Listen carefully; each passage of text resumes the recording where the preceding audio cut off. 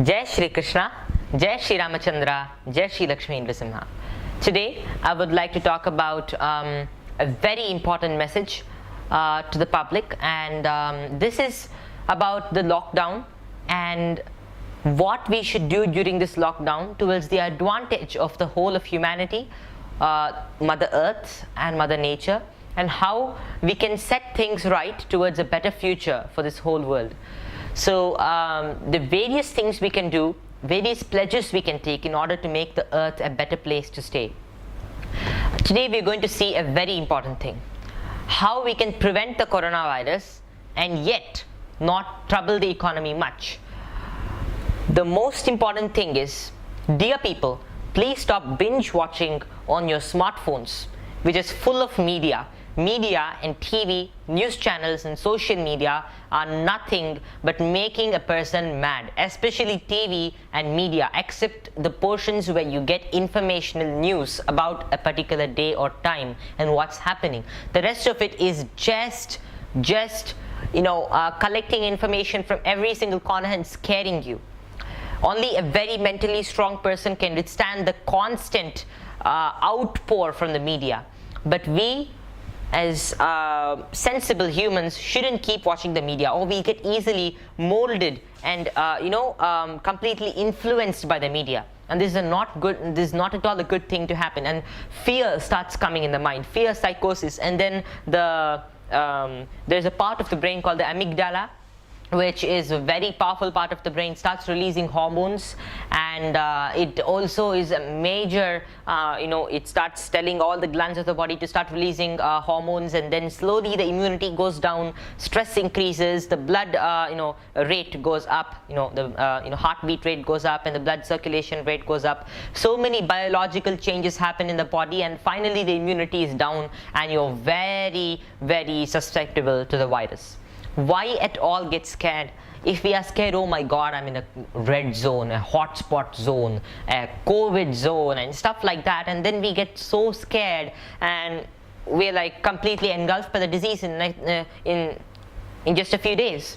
And this is one of the fastest spreading mechanism.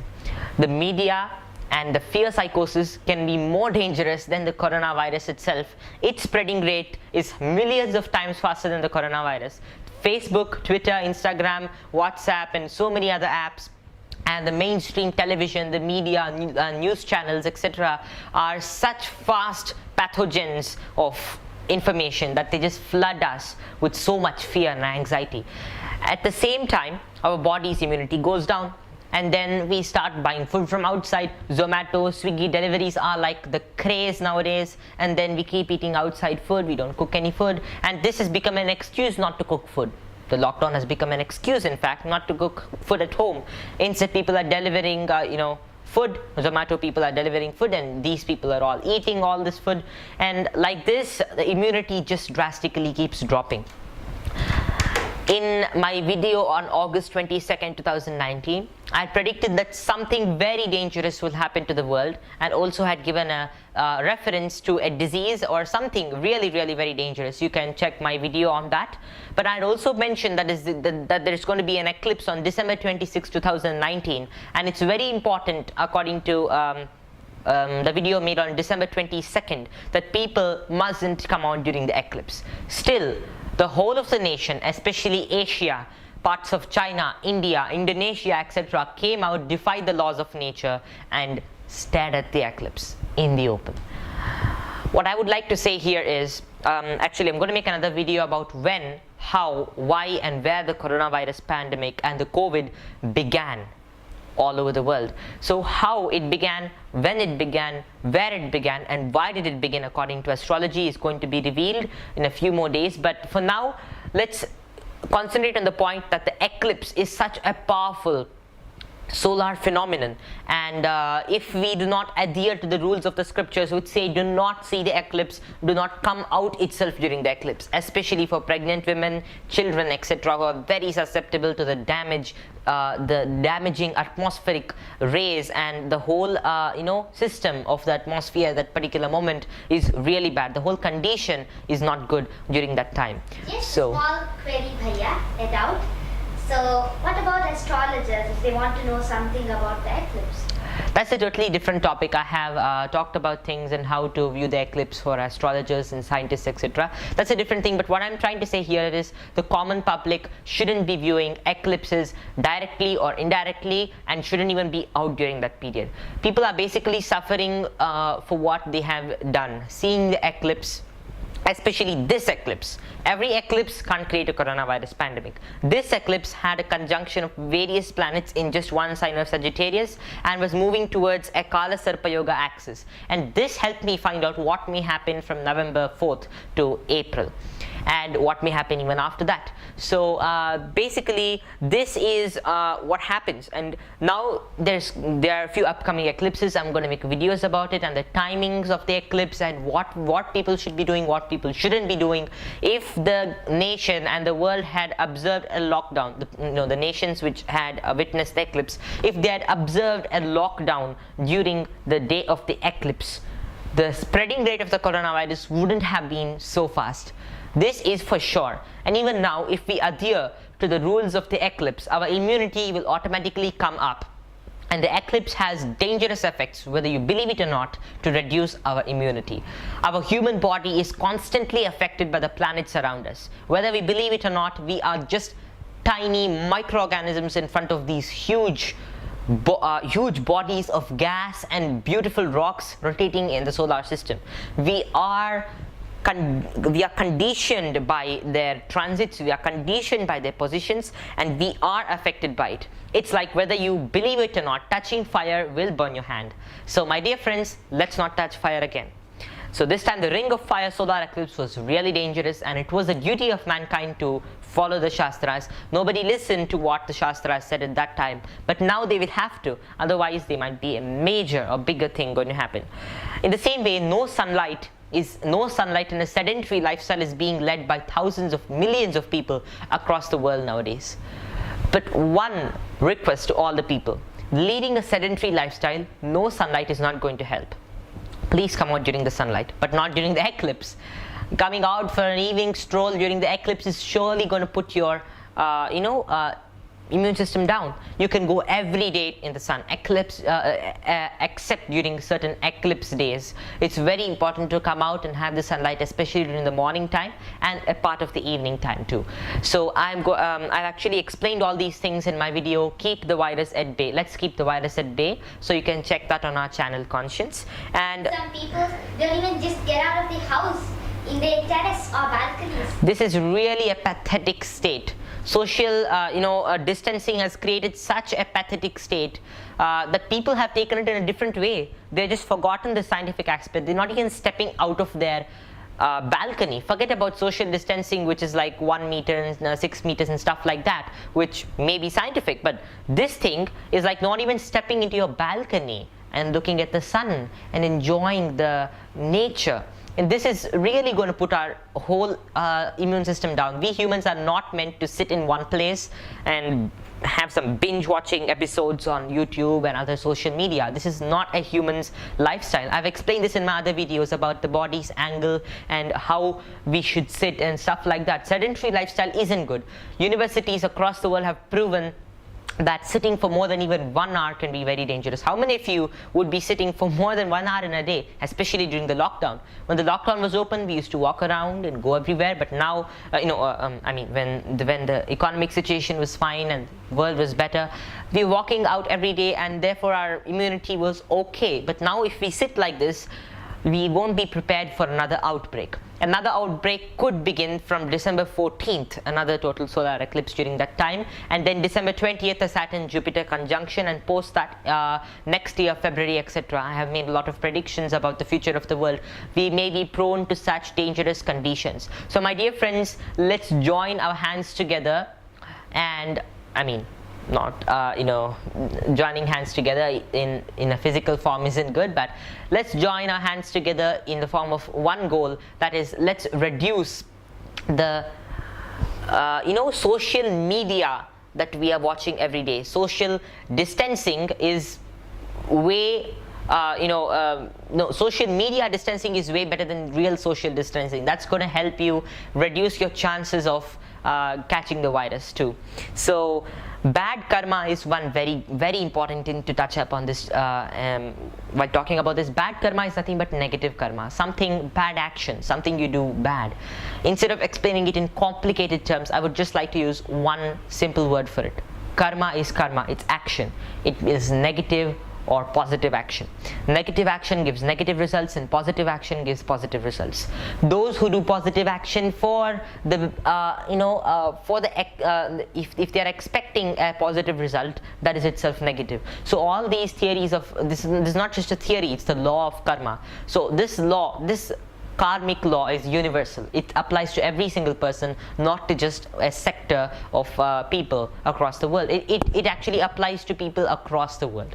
And it's important for us not to torture any creature, ahimsa, be truthful, etc., personal values, and as a nation, as the world, we should stand together and not harm Mother Earth, Mother Nature, any of God's creations. Every single religion advocates the same thing.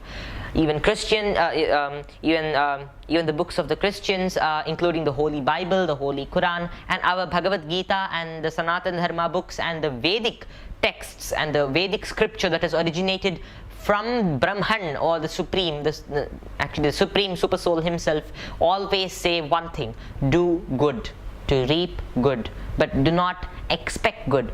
Let's all do one thing to make the earth a better, happier and better place to live all together. So disobeying nature's law is not going to help us in any way.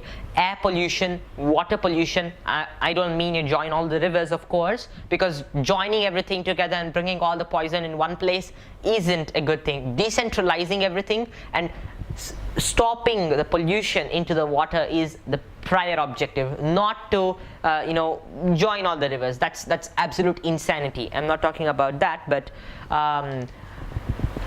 the total biome pollution is what is going on now. Chemicals should be banned. The government should take action on certain very important things like banning chemicals, banning pollution across the world, and all these things together. If people of the world join together to make the earth a better place, stopping all chemical forms of agriculture and bringing in natural and ancient methods will make food safer. If food is safer, our mind is safer, our body is safer. And if our body is safer, how can any virus spread? If our body is unsafe and our immunity is gone down, even a single sneeze from someone near you will kill you. My dear friends, this is just simple. Even a small infection, a small fever can kill us if we, if our immunity isn't good. Thousands of viruses keep going everywhere in the sky every day, and the atmosphere is full of so many infectious and harmful bacteria and microorganisms. Did our ancients care? Did these diseases affect the ancients so much as the moderns? Moderns are ill-equipped. Moderns might be so equipped outwardly, but their body is ill-equipped. That's what I would like to say. Let's all equip our body with the important things that we need. Agriculture should be reformed. Reformed in the sense, bring back the ancient values, bring back the natural customs, the ancient traditions. That is when things will get better for the whole world. And what else? Some more things I'd like to say that I noted down in my paper is one should engage in natural activities, touch the mud, feel the mud. It's not going to give you any coronavirus, friends. If the mud is pure, it's not going to give you any coronavirus. The coronavirus comes when your body is completely tormented and when your mind is completely tormented by this social media, and you really don't have any faith on God. That's when something can attack you. When your body, your mind and your soul is completely covered from all sides by this material world, that's when you can get affected by something so severe like this. If you are clean from within, clean from without and everywhere, you're not going to get any virus, my dear friends. We are really strong as humans. God has given us this beautiful body full of so many protection systems, so many defense systems. Let's trust and have faith in these defense systems. Let's trust and have faith in God's creation, God himself. Let's trust and have faith in God's own words. Do not fear. The Bible says this. Our Bhagavad Gita says this. The Quran says this. You can look up to any scripture across the world, it says this, do not fear, because God is there. That's what I would like to say. And my sister would like to just narrate a story now on how an economic disaster can be more dangerous than anything else, and how our immunity can kill us faster than a virus. So that's the motto of this story. So thank you.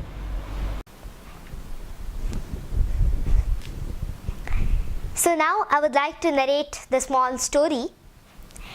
To begin with, once upon a time, there lived a fox and a lion in a jungle.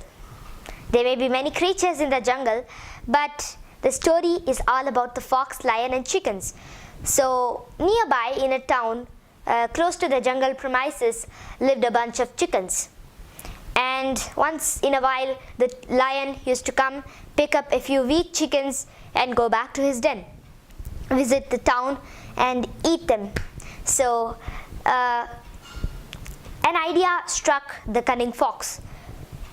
So he immediately rushed and set off to the town where the chickens lived. And he spoke the following words to the chickens.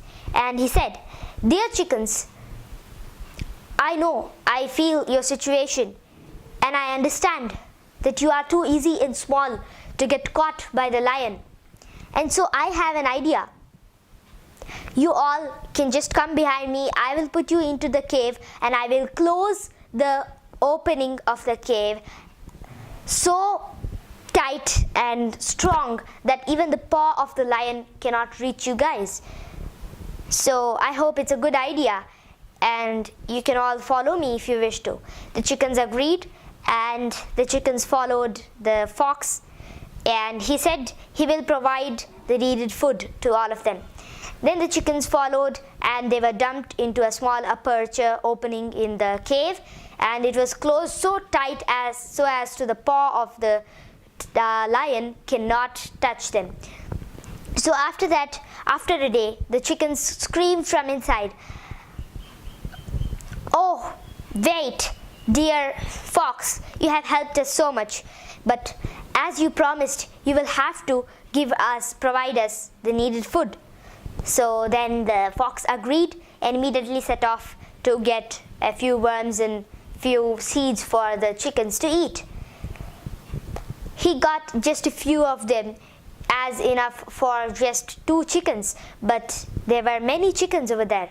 So the chickens screamed from inside, No, dear fox, this much is not enough for us. We are not satisfied." Then the fox was afraid, and so he replied this way, "Dear chickens, you see that this is how the situation is, and so it is very difficult for me to find the food, find the worms and many other things for you. I am already providing you a lot of protection, so please wait." Then the chickens replied again. They said, "If so, then you could please leave us out, let us out, and we will go ourselves back to the place we were living, and once in a while we'll get eaten. That's not a problem for us, but we can't starve and die over here." So then the fox replied. He was very afraid that his plans are going to be a great failure and all his prey are going to just run away and escape. So then the fox thought for a while and replied, saying that, No, dear friends, please don't leave, because see, the lion is coming every now and then. He's going to eat you up. I am helping you, so please stay in." Then the chickens hesitated, and then after some time they agreed, and the fox got some more food for them. And after that, because the lion would not come every time, he used to just come once in a while, grab some chickens and go away, as I said in the beginning of the story. So the fox got very scared that these chickens would not accept to stay anymore, thinking that the lion is coming only once in a while. So then the fox went himself and roared just like the lion. The chickens were getting scared, and so the chickens were trapped forever. The fox was very happily living and eating all the chickens one by one whenever they were dying in hunger, and starvation. Also, some chickens were also dying in fear. So this is the story, and yes, so thank you. Jai Shri Krishna, Jai Shri Ramachandra, Jai Shri Lakshmi Narasimha.